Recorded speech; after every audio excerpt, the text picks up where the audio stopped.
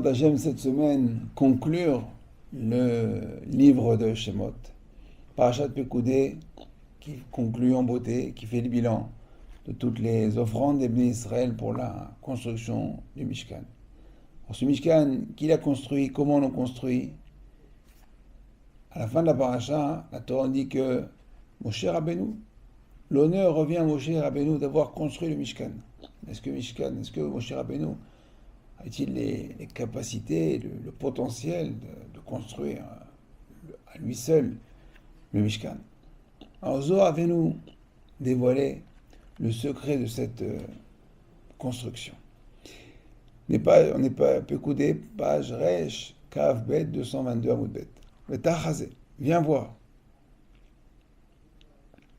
Beshat adekule Oumanim, Sharoule Ma'abad Umanuta.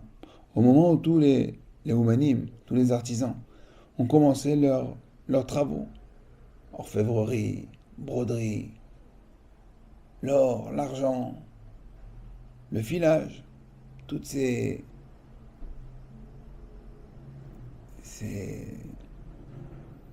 travaux qui demandent beaucoup de travail et de savoir. Aouvada Mamash de Sharan, cette même melacha, cette même travail qu'ils ont fait, ils ont commencé à la faire. Ishtalma migarma, inun Sharan benu shlemu avidata. Imamash.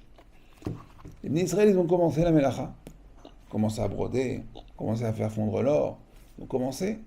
Et là, la melacha, le travail, s'est fait de lui-même. Il y a eu un miracle, c'est fait de lui-même. De là, Rabotai, on va apprendre un grand secret. Je vais nous dévoiler quelque chose d'extraordinaire. Il faut savoir que l'équipe d'artisans que Moshe Rabbeinu il avait, ce n'étaient pas des grands experts. Après 210 ans d'esclavage, ils savaient que faire des briques, se faire fouetter, marcher dans la boue, pleurer, pas un grand niveau d'artisanat. Et quand bien même, on voit que c'est eux qui vont construire des choses magnifiques. Des broderies pleines de chorma, d'un côté un aigle, de l'autre côté un lion, des choses, des socles en or. Comment ils ont pu faire ça? Le Zohar nous dit, ils ont commencé.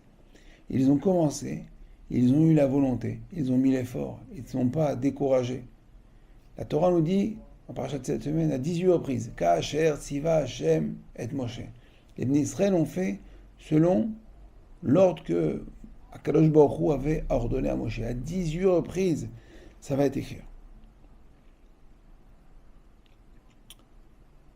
Donc on voit ici qu'Akadosh Baruch Hu considère et prend l'importance, l'effort, la volonté. Lorsque on décide, lorsqu'on désire de faire quelque chose, Akadosh Baruch Hu prend cette volonté, prend cet effort, cette décision qu'on a prise, et puis il va continuer. Il va considérer comme si qu'on a tout fait. Ces bénis Israël, ils avaient deux mains gauches.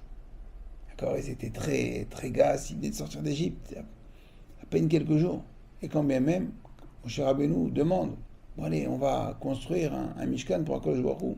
Qui est prêt à faire ça? Eh bien, ils se sont portés volontaires pour offrir et pour travailler. Et ils ont eu le salaire comme si que eux avaient construit tout le Mishkan. Alors Moshe Rabbeinu, en première, il n'a pas eu froid aux yeux, il a eu confiance en Akadosh Baruch Hu. Mais Akadosh Baruch Hu l'a aidé et il lui a donné avec lui une main d'œuvre extraordinaire. Et bien nous aussi, Rabotai, ça doit nous aider dans notre Avodat Hashem. Que l'on vienne de commencer à faire Teshuvah, qu'on a déjà on est déjà dans notre processus de Teshuvah, même si on est bien avancé, on a toujours des choses dans la Avodat Hashem qui peut nous faire peur. Des nouvelles halachot, un nouveau mode d'étude.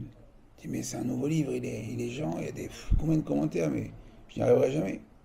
Ben, il faut savoir à Botaï que on n'est pas payé au résultat. Avec Akadosh Baruch Hu, on est payé à l'effort et à la volonté.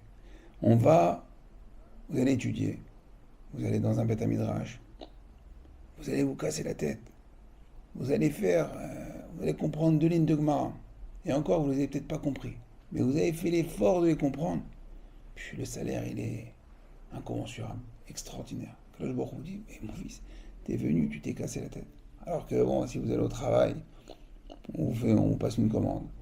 Vous allez galérer pour avoir le client, vous allez passer des coups de fil et au final, après 2, 3 semaines de travail acharné, le bonhomme il dit bon bah non, tout compte fait, je vais à la concurrence. Parce que le patron il vous donnera ni la prime, il aura du mal à comprendre que vous avez travaillé comme un acharné tout le mois, vous allez peut-être à la limite vous faire virer.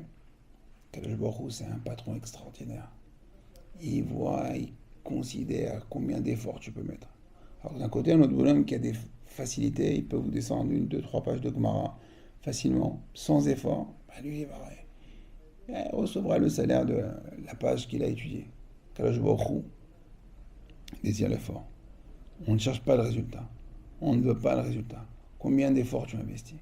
Et c'est pareil. Comme on dit en français, c'est l'intention qui compte. Vous pouvez offrir à votre femme un cadeau extraordinaire, une bague, une montre, un bijou. Vous lui donnez comme ça. Ah, mais si elle connaît votre compte en banque, elle sait que vous l'avez eu facilement. Que c'est pas, elle ne vaut pas l'effort. Moi, il a commandé quelque chose.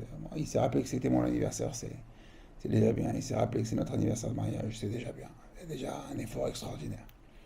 Alors que celui qui a peut-être pas trop les moyens, ou même celui qui a les moyens, mais qui va faire un effort de rechercher, de savoir qu'est-ce qu'il a besoin, il va faire l'effort, même si c'est planté, même s'il a...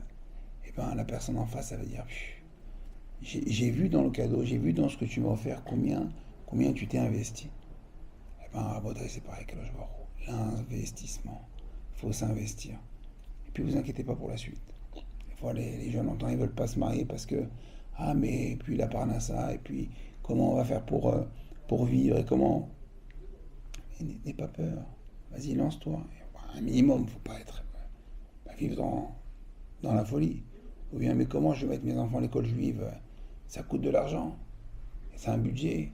Et comment je vais faire pour manger caché? Comme ça. T'inquiète pas. Toi, tu as décidé de faire. Kadosh Baruch Hu, il suit derrière.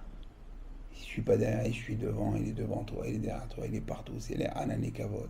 Kadosh Baruch Hu, il sera tout le temps avec nous. Alors, c'est ce qu'on apprend, Rabotai. Apprendre de ce Zohar Kadosh, de cette parachat de Pekoudé. Kadosh Baruch Hu, l'effort, l'investissement.